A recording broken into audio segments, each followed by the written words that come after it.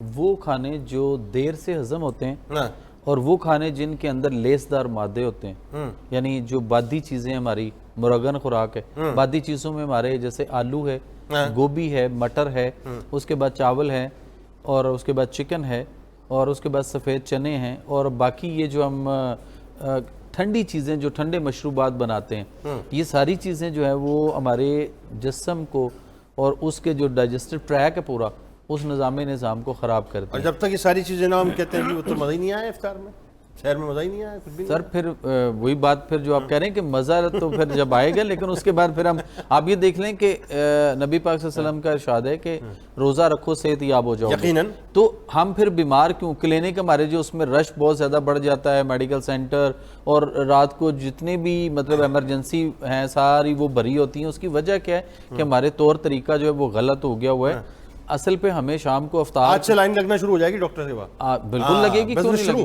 تو وہ جو ہمیں جس مقصد کے لیے ہم یہاں بیٹھے نا، جو بتانا چاہ رہے ہیں نا کہ روزے کے جو فائدے ہیں اس میں دیکھیں، روزہ زندگی کی عمر جو ہے اس کو لمبا بھی کرتا ہے اور بڑھاپے کے عمل کو روکتا بھی ہے، اور اس کے ساتھ ساتھ جو ہے اس میں دو فائدے اور بھی ہیں۔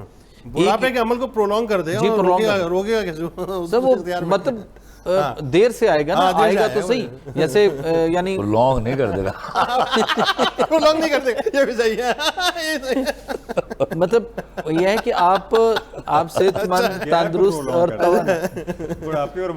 آپ صحت مند تندرست جو ہے نا، اور وہ توانا رہیں گے، انرجیٹک رہیں گے نا، تو آپ کی زندگی بھی ظاہر بڑھے گی اور لمبی عمر بھی ہوگی، اور پھر وہ جو کمزوریاں اور جو مختلف مسائل ہیں ہمارے اس کے وہ بھی نہیں آئیں گے۔ اور اسی طرح سے ہمیں جو ہے نا خوراک کو شام کو افطار کے اندر بھی ہمیں اس طرح سے دیکھنا ہے کہ صبح سحر میں بہت سارے لوگ جو ہیں وہ مثال کے طور پہ دہی کا استعمال کر رہے ہوتے ہیں یا لسی لے رہے ہوتے ہیں، تو یہ چیزیں جب ہمارے معدے میں پہنچتی ہیں تو معدے کے گیسٹرک میکوساز جو ہوتے ہیں ان کو ٹھنڈا کر دیتے ہیں۔ جو حرارت اس کے اندر ہے جس نے خوراک کو فوری ہضم کرنا ہے، یعنی 3 گھنٹے میں اس کو ہضم کرنا ہے، وہ خوراک آپ کی 6 8 10 گھنٹے اس میں باسی پڑی رہے گی اور جو اس کا پروسیس ہے وہ نہیں ہوگا۔ یہ کیا کہہ رہے ہیں آپ؟ تو دہی تو مسٹ آئٹم ہے ہمارے یہاں، تو ڈاکٹر صاحب یہ تو ڈرا رہے ہیں۔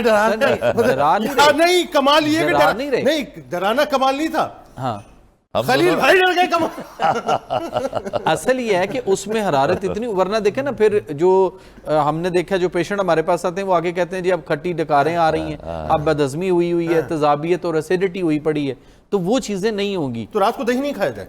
سر دہی جو ہے وہ عام روٹین میں جو ہے وہ صبح ناشتے کی صرف خوراک ہے، لیکن جب ہم سحر میں لیں گے جیسے نہار منہ کی خوراک ہے، ہم نے اس کو رات کی خوراک بنا دی۔ معافی چاہتا ہوں اس کے بارے میں، حکیم لقمان کا کال ہے کیا کہ مجھے سمجھ نہیں آتی لوگ مرتے کیوں ہیں، جو صبح دہی کھاتے ہیں وہ مر کیوں جاتے ہیں، اور جو رات کو دہی کھاتے ہیں وہ بچ کے سے جاتے ہیں۔ تو اب یہاں تو ہم دیکھ لیں کہ کیا زبردست بات ہے، یہاں تو ہمارے ہاں رات کو سارا دن دہی اور رات کو بھی دہی اور آدھی رات تک میرا ووٹ آپ کی طرف ہو گیا، خلیل بھائی نے کہا ووٹ آپ کی طرف ہو گیا، وہ کھاتے رہتے ہیں۔ سو یہ چیزیں جو ہے نا ہمارے لیے نقصان دہ ہیں، اور خاص طور پہ جو صبح ہم اس میں چائے لیتے ہیں سحری کے وقت، وہ لوگ کھانا کھا کے چائے پیتے ہیں، وہ چائے کی بجائے آپ کو اس وقت جو ہے وہ لینا ہے ادرک، زیرہ اور پودینہ، 3 چیزوں کا قہوہ لیں، آپ کی خوراک جو ہے وہ ڈائجیشنز کا عمل ٹھیک۔ پوری قوم کا نفسیاتی مسئلہ ہے یہ، پوری قوم کا، جب تک چائے نہیں پیئیں گے اس وقت یہ قوم کا نفسیات، یہ قومی مسئلہ ہے۔ بالکل، آپ لوگوں کہتے ہیں چائے نہیں،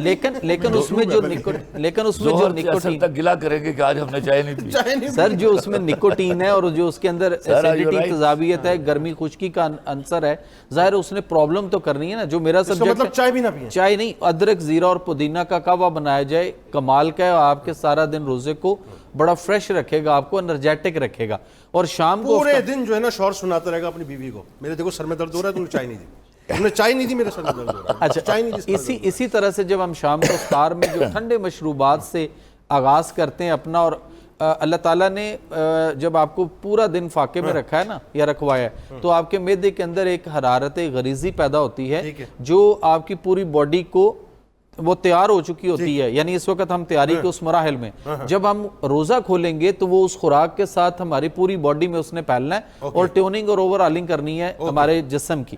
دیکھیں کھائیں گے تو پھر اس کے مسائل تو آئیں گے، تھوڑا کھائیں گے تھوڑے آئیں گے, زیادہ کھائیں گے تو زیادہ مسائل آئیں گے. مسائل کا حل بتائیے سر. مسائل وہ کہہ رہے ہیں کہ ہم اس کو طلاق نہیں دے سکتے. کھلا کر لیتے نہیں, طلاق نہیں دے سکتے. اب بات یہ کھلا تو تب ہے کہ سموسے اور پکوڑے کرے تو یہ دونوں رہیں گے. اوکے, اس میں یہ ہے کہ پھر اگر اس طرح کی ہم نے اگر چیزیں افطار میں لینی ہیں تو اس کے بعد ایسیڈیٹی, تیزابیت تو ڈیفینیٹلی پیدا ہونی ہے, پروڈیوس ہوگی. اوکے, ایک تو یہ کریں کہ ہم اعتدال کے ساتھ ذرا تھوڑا لیں کہ ہمیں اسراف نہ ہو, یعنی کھاؤ پیو, حد سے زیادہ تجاوز نہ کرو. اللہ زیادہ کھانے والوں کو یا بار بار کھانے والوں کو پسند نہیں فرماتا. مومن ایک آنچ سے کھاتا ہے, کافر 7 آنچ. بالکل ٹھیک. اس کے بعد یہ ہے کہ آپ اس کے بعد پھر جو مشروب ہے وہ زیادہ ٹھنڈے والے نہ لیے جائیں تاکہ ہمارا وہ جو مسئلہ بنے گا وہ کم ہو جائے گا ذرا. اور دوسری بات اس کے بعد جو ہے وہ ایک قہوہ ہے جس کو ہم 5 چیزوں کا ہے کہ جس میں کلونجی بھی ہے. وہ بتا دیں. وہ یہ ہے کہ آپ ادرک لیں گے, زیرہ, سفید, سبز پودینہ, دال چینی اور کلونجی. یہ 5 چیزوں کا قہوہ بنا کر اگر لیا جائے تو جو بھی کچھ ہم نے افطار میں لیا ہوگا وہ سارے کا سارا ہمارا جو ہے وہ ٹائم سے ہضم ہو جائے گا. میں بھی یہ ناگوار بھی ہوں تھوڑا, لیکن ہے پرٹیننٹ. قصہ یہ ہے کہ فرمایا گیا کہ اس مہینے میں شیطان کو قید کر دیا جاتا ہے. پھر شیطان سے پناہ مانگنے کا جواز کیا ہے؟ ٹھیک ہے, پہلی بات.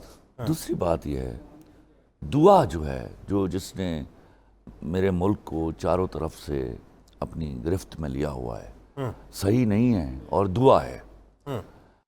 کیا اس بات پر کبھی آپ لوگ آ کے بولیں گے کہ پہلے عمل کیجئے, دعا پھر کارگر ہوگی؟ ٹھیک ہے. اور اگر دعا ہی اتنی مسنون ہوتی تو میرا نبی صلی اللہ علیہ وسلم بدر کے دن تلوار لے کر نہ نکلتے, وہ رات کو دعا فرما دیتے. ان سے معتبر دعا کسی کی نہیں ہو سکتی تھی. تو کیا ہمیں یہ چیزیں جو ہیں کیا کیٹیگوریکلی ٹاپکس کے اوپر تھیسس کے طور پر بتانا نہیں ہوگا؟ ہم جب یہ بھی منوا رہے ہیں کہ شیطان اس مہینے میں قید کر دیا گیا, پھر شیطان سے پناہ کی دعا بھی کر رہے ہیں, تو یہ تضاد آ جاتا ہے دو تھیریز کے درمیان. سوال رکھتے ہیں مفتی صاحب کے آگے, سوال رکھتے ہیں. جی مفتی صاحب, ایک تو یہ کہ شیطان قید ہے, اس سے پناہ کیوں؟ دوسرا یہ کہ اب آپ اپنی پہلے ایک تو بات بھی مکمل کر لیجیے, جو آپ کی بات آپ پچھلی کر رہے ہیں. میں معافی چاہتا ہوں بہت, لیکن بہت اچھا ہے, لیکن یہ بہت اچھا ہے, یہ بہت اچھا, بڑا زبردست ہو گیا, یہ تو بڑا اچھا ہو گیا. آج خلیل بھائی کا سوال آیا تو بڑی کمال بات ہوئی. دوسرا یہ وہی بات ہے اگین کہ اعمال نہیں ہے اور صرف دعا پہ تو معاملہ چلے گا نہیں چلے گا, ذرا بتائیے. جی, پہلی بات یہ ہے دعا سے متعلق عرض کر دوں کہ آقا کریم علیہ السلام مختلف مواقع پر دعا فرماتے تھے. 2 مختلف چیزیں ہیں, ایک دعا کا اپنی جگہ مؤثر ہونا اور دوسرا ہے عملی جد و جہد کرنا. دین نے ہمیں دونوں کی اہمیت بتائی ہے. اوکے, ایسا نہیں ہے کہ دین میں یہ کہا گیا ہو کہ آپ نے دعا کرنی ہے لیکن عملی اعتبار سے آپ نے بس ہاتھ پر ہاتھ رکھ کے بیٹھ جانا ہے, بلکہ دعا بھی بتایا گیا. دعا صلاح المومن, مومن کا ہتھیار ہے, اور ساتھ عملی جد و جہد خود نبی پاک علیہ السلام کا معمول رہا ہے, جیسا کہ خلیل صاحب نے بھی دعا مومن کا ہتھیار ہے, لیکن بدر میں اترنا ضرور ہے. آپ نے اور اترنا ضرور ہے, اور ساتھ ساتھ دعا بھی کرنی ہے, بلکہ بدر میں آپ تھے بھی تو شب بھر دعا کرتے رہے, شب بھر دعا کرتے رہے, اور دن میں میدان میں دعا بھی ہو اور ساتھ دوا بھی ہو, عملی جد و جہد بھی ہو. دوسری بات یہ ہے کہ بخاری کی حدیث ہے, وہ اس بات کا جو میں سمجھ رہا ہوں ابھی تک اس جواب تک نہیں پہنچ پایا کہ پریورٹی کیا ہے. پہلے خندق کھودی جائے, ویری گڈ, یا پہلے دعا کی جائے؟ Very good. دیکھیں یہ تو طے ہوگا موقع کی مناسبت سے. ٹھیک ہے, اگر تو موقع ہے ایسا کہ سر جہاں ہمیں پر کہیں عملی معافی جد چاہتا و ہوں مفتی جہد, صاحب, کہیں ایک جگہ پر کھڑے ہونا ہوگا. ہم مختلف مواقع, دیکھیے یہ وہ ڈسپلن ہے قرآن جس کو آپ سب کو متفق ہونا پڑے گا. میں اگر یہ مواقع آپ ڈھونڈیں ہم کہ پہلے دعا کر لی جائے پھر صحیح کی جائے, یہ آپ کو طے کرنا ہوگا کہ پہلے صحیح ہوگی پھر دعا ہوگی. اب صحیح کی بھی تیاری بھی تو ہوتی ہے نا, اس کو بھی صحیح بولتا ہوں میں, اور آپ بھی سمجھتے ہیں اس کو. آپ جب کسی کام کے لیے تیار ہوتے ہیں کہ آپ نے کل خندق کھودنی ہے تو دعا شروع ہو گئی, ٹھیک ہے. لیکن اگر آپ صرف دعا فرما رہے ہیں تو میں وہ 76 سالوں سے یعنی دعا دیکھ رہا ہوں. آپ کا ان کا جو میں غم سمجھ رہا ہوں, میں جو مفتی صاحب بات سمجھ رہا ہوں نا, میرا خیال اس بات کو ہم یوں کھولتے ہیں, جو ان کا بھجن کا غم ہے وہ یہ ہے کہ 76 برسوں سے ایک ہم نے ٹرک کی بتی کے پیچھے قوم کو لگایا ہوا ہے صاحب, کہ بے عملی اور بد عملی رہے قوم کے اندر اور صرف دعاؤں پہ معاملہ چلتا رہے؟ نہیں ایسا تو ہے نا، ایسا ہی ہے نا؟ ہم نے پھونکے مار مار کے اسرائیل کو تباہ کر دیا، ہاں وہ جہاں کا تہاں کھڑا ہے، جی بالکل ٹھیک، وہ ہمیں نیست و نابود کر رہا اور ہے۔ ہم لوٹیاں لے رہے ہیں ان ان سے کا ساتھ۔ غم یہ ہے قوم کے، اس غم پہ بات کریں، یہ اصل غم ہے یہ۔ میں یہی عرض کرنا چاہ رہا ہوں، جس اینگل سے یہ بات کر رہے ہیں اس میں تو دوسری رائے کوئی نہیں، او لیکن میں جو بات کر رہا ہوں وہ تھوڑا سا ڈیفرنس کرنا اس لیے ضروری ہے کہ حضور صلی اللہ علیہ وسلم نے کچھ دعائیں صبح کے وقت پڑھی، کچھ شام کے وقت پڑھی، کچھ نماز میں پڑھی، کچھ نماز کے بغیر پڑھی، کچھ چاند دیکھتے وقت پڑھی۔ اب چاند دیکھتے وقت کی جو دعا ہے، ظاہر ہے کہ وہ چاند نظر آئے گا تو دعا پڑھنی ہے، اس کے لیے عملی جد و جہد وہاں کیا ہو سکتی ہے؟ بالکل صحیح۔